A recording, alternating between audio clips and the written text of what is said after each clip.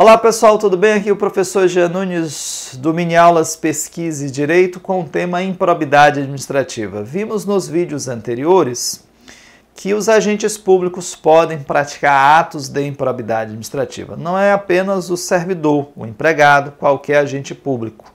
A pergunta que nós precisamos resolver no vídeo de hoje é: qualquer agente público, sem exceção, inclusive as mais altas autoridades da estrutura da República, como os ministros do Supremo Tribunal Federal, por exemplo, alcança também os sucessores, isto é, os parentes, aqueles que vão suceder o agente que cometeu improbidade, que no curso da ação venha a falecer, por exemplo?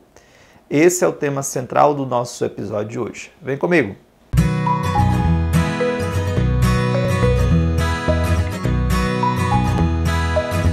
Pessoal, veja que um tema interessantíssimo. Nós estudamos no vídeo anterior que o agente público, isto é, aquele que com ou sem remuneração, transitório permanentemente, desempenha uma função estatal por mandato, emprego, cargo, função, designação temporária, pode cometer ato de improbidade e responder nos termos da Lei 8.429 de 1992.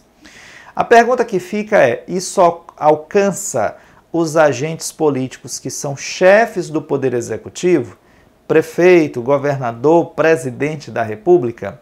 A questão é interessante porque a essas autoridades existe a figura da lei de crime de responsabilidade. Apesar desse nome, tem-se entendido que as infrações ali previstas são muito mais infrações de natureza administrativa que de natureza penal. Mas aí sempre surgiu a seguinte dúvida: prefeitos, governadores, secretários, ministros se submetem ao regime da dupla responsabilização?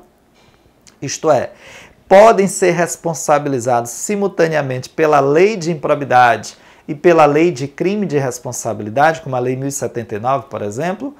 Pode. A jurisprudência do Supremo Tribunal Federal se consolidou, tanto do STF quanto do STJ, no sentido da dupla responsabilização, da submissão de suas condutas à dupla responsabilização de todos esses agentes, o governador, o prefeito, os seus respectivos secretários e ministros, à exceção do presidente da República e dos próprios ministros do STF, que não se submetem à lei de improbidade, neste caso se submetem apenas à lei de crime de responsabilidade. Então fica aí essa especificidade, essa filigrana, essa exceção bastante peculiar. Claro, como eu havia comentado, nós vamos falar também sobre a questão dos sucessores. Por quê, Jean? Porque você sabe, o artigo 5º, inciso 45 da Constituição, estabelece que nenhuma pena passará da pessoa do condenado, podendo, entretanto, a obrigação de reparar o dano se estender aos sucessores e contra eles ser executado até o limite do patrimônio transferido. Então, por exemplo, se eu cometi um ilícito, a pena que a mim seja aplicada morre junto comigo. Mas os meus sucessores poderão vir a ser responsabilizados, não pelas penas que eu deveria passar, propriamente ditas, mas pelo menos pela obrigação de reparar o dano. E aí a lei de improbidade, ela estabelece lá no seu artigo 8º, que aquele que causar lesão ou se enriquecer ilicitamente, na verdade a redação está nos seguintes termos: os sucessores daquele que causou lesão ou se enriqueceu ilicitamente poderão ser responsabilizados pela obrigação de reparar o dano e contra eles ser executada uma eventual obrigação de ter que pagar de recomposição desses danos. Até aí nenhuma novidade, nenhum problema, está dentro da lógica prevista na própria Constituição, essa previsão do artigo 8º da Lei de Improbidade. Qual é o detalhe? É que quando a lei foi criada, ela previu, atenção, enriquecimento ilícito, lesão ao erário e atentado contra os princípios da administração. Nós vamos abordar isso no decorrer do nosso mini aulas. Aí você me diria assim: mas Jean, o artigo 8º fala só em enriquecimento ilícito e lesão ao erário, não fala em atentado. Exatamente. E aí surgiu a dúvida: quando o sucessor de uma pessoa que cometeu improbidade por ter atentado contra os princípios da administração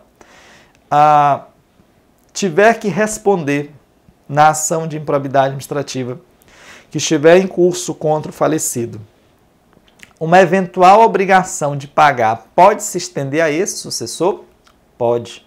Mas já não tem obrigação de pagar, porque afinal de contas não houve lesão ao erário e nem enriquecimento ilícito. Se tivesse havido, teria configurado lesão ou enriquecimento.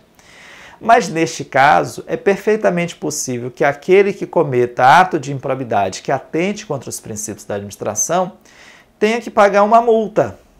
Essa multa não vai, claro, mais contra ele, já faleceu, mas pode perfeitamente, é o que diz a jurisprudência do STJ, ser executada contra os respectivos sucessores.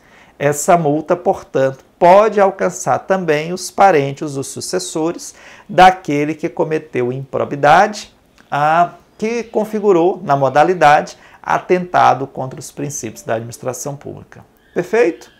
No nosso próximo episódio do nosso Mini Aulas Pesquisa e Direito, nós trabalharemos, claro, a figura agora sim do sujeito passivo, isto é, quem é que pode sofrer um ato de improbidade administrativa.